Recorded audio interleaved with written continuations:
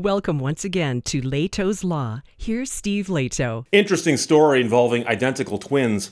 And several people sent this to me. And I saw it reported in several different places. And different versions of the story emphasize different portions of the story. And so I'm going to talk about this, and we'll try to figure out if some of what people are saying is true, because the story involves identical twins. Identical twins. And the identical twins went to college. And then apparently they went to medical school. And while at medical school, they were accused of cheating on an exam together. The two of them were taking the same exam, and they're accused of cheating on that exam. They've now won $1.5 million in damages after a jury decided they hadn't cheated. But the headline at Business Insider says, a jury decided they hadn't cheated because their minds were connected. And I didn't see that even in the story itself. So I'm not sure if the person who wrote the headline, which is often different than the writer of the article, kind of glanced at it and cobbled something together. We'll see. Jane Ridley wrote this for Business Insider. Barbara, John, Suze, Jerry, Chris, and Gary all sent it. Thank you very much. But in the fall of 2016, the identical twins, who are named Kayla and Kelly, were studying at the Medical University of Southern Carolina, MUSC. They walked into their favorite hangout spot in the college town of Charleston. They saw that a large number of their fellow students were there. Kayla told Insider that the students stared and nudged each other. It happened wherever we went. People would gossip about us, and we'd get a cold reception. It got to the point when we had to order delivery because we couldn't go to restaurants anymore. So they're saying that something happened that basically turned everyone against them. The sisters had been ostracized, they say, because MUSC had labeled them as cheats. And the word cheats here is in quotes, as if that was an official word used to describe them. Cheats. The medical school had claimed that the similar scores they'd gotten in an important exam were more than just a coincidence. Now, Kelly says it was devastating, the accusations. We both knew that we had done nothing wrong. So they finally cleared their names after 6 years because they filed a lawsuit accusing the school of defamation. They said the school had defamed them, and a jury awarded them $1.5 million as a result. Now, their ordeal began after they took an exam back in May of 2016. This goes way back. Kelly said the twins were assigned seats at the same table. They were at the same table. We were about 4 or 5 feet apart, she said. They couldn't see each other because their monitors blocked their views. 2 weeks later, the faculty formally accused them of cheating. So if you go to school, and I'm not talking about these people, I'm talking about in general.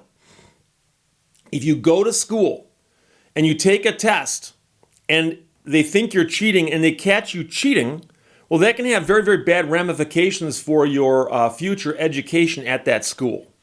And so they frown on cheating. And so the question is, they were accused of cheating. Had they cheated? Well, that's the big question. So Kayla says, my mind was racing because she had to appear before the honor board, as did her twin. I was sobbing and incredulous that this was happening to us. She went on, there's no way to process your emotions when you're accused of something you didn't do. Kelly said that despite the trauma, she thought the school would withdraw the claims. Kelly told the council that their answers had been highly similar since first grade. She said they'd graded within a fraction of a point of one another at high school. Their SAT scores had been identical. They'd got the same score when they'd taken tests on different days and in different locations. Counsel told the sisters that a professor raised the alarm after monitoring the results of the whole class remotely. He suspected that the twins had been collaborating.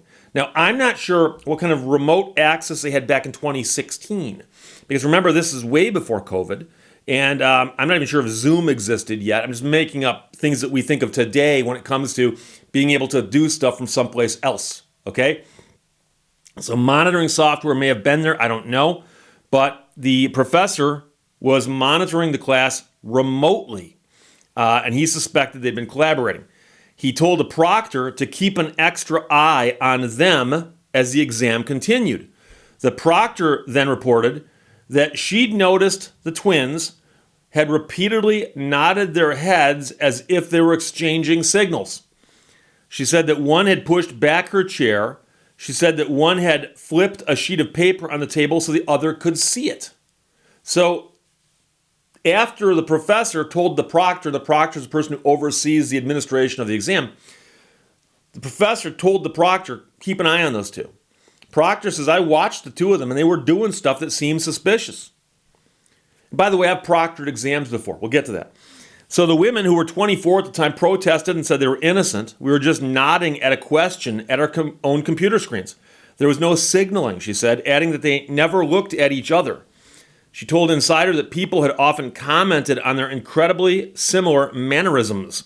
I never anticipated that nodding at your computer screen could be used against you. And confirmation bias is given when you're showing regular and familiar behaviors at an exam.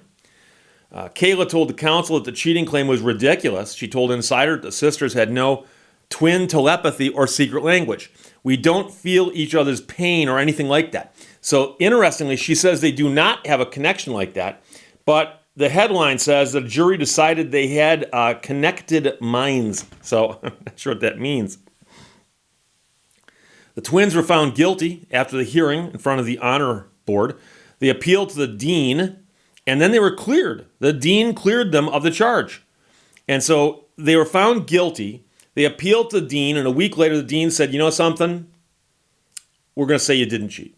Now, whether that's an actual clearance saying we know you did not cheat, or if that's saying, we're just going to drop the charges against you, calling charges might be a bit much, but if that means that the scores, the tests are going to stand and your standing in the class won't change, well, that's what happens. So Kelly said we thought it had gone away, and she said they'd worked really hard and wanted to get back to their studies. But the damage was done and the word leaked out. These mutterings and rumors came throughout campus about how we'd been academically dishonest. There was gossip and recrimination. Peers targeted them on social media and discussed them on community blogs. Media outlets reported on the case in states as far away as California. So this is one of the questions you have to get into, is that if somebody defames you, they libel you, they slander you, they say something about you that's false, whether in writing or verbally, and it gets out. If it spreads naturally, then that's the result of what happens. It's like you start a fire with a match and the whole house burns down. Who saw that coming? Well, that's what happens when bad things are said about people. People love to repeat bad stuff about other people. But on the other hand, if they actually had just a disciplinary hearing and then they said, oh, okay, well, we've cleared you of this, who did they make the statements to that were defamatory? That's what I'm curious about. Because if they simply contacted the twins and said, we think you guys cheated, come on in, we're going to have a hearing on this, and they hold a hearing, that's what they do. And then a week later they go, we decided you didn't do it, and let them go. The hearing itself would not be defamatory because you've got to say something about somebody or write something about somebody that's false that would hurt them. And so as you can imagine, simply saying that there was a hearing, that wouldn't be defamatory. There really was a hearing. So the damage was done, the word leaked out, and everyone was talking about it. The sisters told Insider that their peers universally shunned them, which I suppose it's possible. I have no reason to doubt this, but I do wonder how come some of the peers didn't go, oh, you were cleared. Oh, okay. I guess you were wrongly accused. They said that people refused to talk to them, including a friend they'd known for a decade. They said they were uninvited from weddings. We've been two of the most social individuals on campus, knowing everyone in our medical school class as well as other classes. We didn't sleep, we lost weight, gained weight, lost weight. I wonder which way it ended up on that. They withdrew from the medical school in September 2016. Kayla said they left at the recommendation of the dean because of how hostile it had become. So they say that the dean came to them and said, look, guys, gals, you probably should leave. You probably should leave. And that right there would seem to me to be a real problem. Now, of course, that wouldn't lead you to a defamation claim, but it would indicate some level of the damages. And you'd think that instead of recommending they leave, maybe the dean could do something to indicate that these women did nothing wrong. Possibly, I don't know. It's a thought. Kelly said that she was shattered when they were forced to abandon their medical careers. It honestly killed me, she said. I dreamed about being a doctor since I was little. Kayla and I wanted to help people. So they filed their lawsuit in 2017. And by the way, they're doing just fine now. We'll get to that in a second. But they filed the lawsuit in 2017 because she says, we knew the truth. We weren't going to roll over and let our reputation be ruined. The first and foremost thing was to clear our name. You take an entire lifetime to build a reputation, she said. So the sisters became even closer. We relied on each other. We came together with a decision to fight, and we did. They skipped their medical ambitions and went to law school. I only laugh because I'm a lawyer. They had very similar GPAs when they graduated last year. They work at the same law firm and want to tackle complex defamation suits like their own. What they should do is come up with some wacky hijinks, since they're identical twins, where one of them can go into court in one end of the building, the other can go into the court at the other end of the building, and they pretend to be each other. See, and it's kidding. We did not want anyone to go through what we had been through ever again, Kayla said. And by the way, Kayla's now 31 years old. I'm guessing her sister's right around there. We switched paths so that we could at least try to ensure that people don't have to endure what we did. The first time I read that sentence, I thought it said we switched pants. I was going to say, wow, that's a very strange career move, but okay. The case took 5 years to actually get to trial, but it finally did come to trial in Charleston. And the lawyer for the sisters presented their records of education to the jury, showing how their academic careers were so identical. You know, they'd obtained identical or near identical scores in the exams they'd taken in the past. A professor at their college before law school wrote in their defense. He said in a letter that they submitted the exact same answers, some wrong, some right, for an exam that he'd supervised in 2012. So he's saying, look, this wasn't like a take-home exam. They were writing essays, and the essays were eerily similar, despite the fact that they were sitting at opposite ends of the classroom. He said it would have been impossible for them to collaborate. Meanwhile, a psychologist who specializes in behavioral genetics and studies twins testified in court on behalf of the twins. She said she would have only been surprised if the sisters had not ended up with the same scores. Well, that seems a little extreme.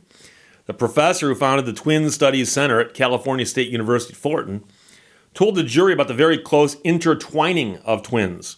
She said that cheating complaints against twins are common in academia. They are genetically predisposed to behave the same way. They've been raised the same and are natural partners in the same environment. She told Insider that twins, particularly identical ones, are likely to have similar tastes, talents, social preferences, and academic achievements. Identical twins just have this kind of understanding, goes beyond what we typically think of in a close relationship. She's written books on twins, and she said that she noted that the medical school here hadn't considered the impact of the corresponding genetic profiles when they accused the twins of cheating. Kayla said that she held Kelly's hand when the verdict came in. I suspect if you asked Kelly, she'd tell you that she held Kayla's hand when the verdict came in. Again, I'm reading between the lines here. It was the biggest moment of our lives, she said, of the vindication. We've been living with this for 6 years. We finally had everything restored to us. So they went to court, jury trial. Jury found that they had been, in fact, defamed by the school with the accusations of the cheating. They awarded damages of $1.5 million. And the headline here says the jury found that their minds were connected. And I don't see that in the story. It's possible that someone on the jury thought that. I don't know.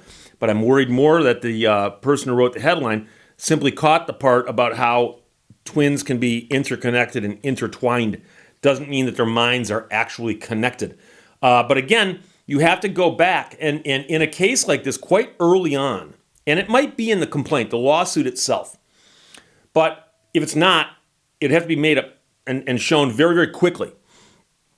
What was the defamatory statement? Who made it? To whom did they make it? And then you go from there. So you have to be able to say that the dean said we cheated to these people. Or this board said that we cheated and they said it to these people. And if your allegation was simply that a rumor was started about us and it was untrue. That won't do it. You need to actually be able to go back and say, who started the rumor? What did they say? Now, it might be true that if they're not going to admit it, that you may have to kind of extrapolate some of this stuff. But presumably they said it and someone else heard it. Otherwise, it wouldn't be defamation. So that's what I'm curious about here. Because the mere fact that you are accused of something and, in essence, tried for it but found not guilty in this sense. I understand I'm misusing terms here, but I'm not sure they would call it in this academic setting. But if these accusations of academic dishonesty are raised, and if they had a reason to believe that those allegations were true, then obviously you'd have a harder time making out a defamation case. And so if the jury awarded this money and if this verdict stands, then I'm inclined to say, well, this story here is probably substantially true as told here. But if this just happened, then the question is, will there be an appeal? And if so, what will happen on appeal? Because quite often, judges are asked to throw a case out because there's not enough evidence to support something. And sometimes judges will say, you know something, let's let it go to trial and see what happens. Because if a judge throws it out and it goes up on appeal, they may have to retry it. But if the jury comes back and says, we're not going to give you anything, well, you're done then. You can appeal that, but good luck. So I'll be curious to see if anything happens on this following down the road. But as you might guess, allegations of cheating in school happen all the time. And so you obviously cannot just sue somebody who accuses you of cheating if they've got good reason to believe that you cheated. So that's the one thing I want to make sure people understand here. So assuming that this jury verdict here was well-founded, it must be that the school made mistakes in who they told about this and how word got out about this. Because the net result was, as you recall, the dean said they didn't cheat. But somehow it had swept the campus and the college town that they're cheaters. How is that possible? And the deans declared them not to be cheaters. So that's the real question here. And again, the jury came back with a $1.5 million verdict. So mistakes had to have been made because otherwise there wouldn't be a case. So Jane Ridley wrote this for Business Insider. Identical college twins were accused of cheating in an exam by signaling. They won $1.5 million in damages after a jury decided they hadn't cheated because their minds were connected. John, Barbara, Jerry, Suze, Chris, and Gary all sent it. Thanks a lot. Questions or comments, put them below. Others, I'll talk to you later. Bye-bye. Thank you for watching Lehto's Law. We are all here on earth to help others. What on earth the others are here for? I don't know.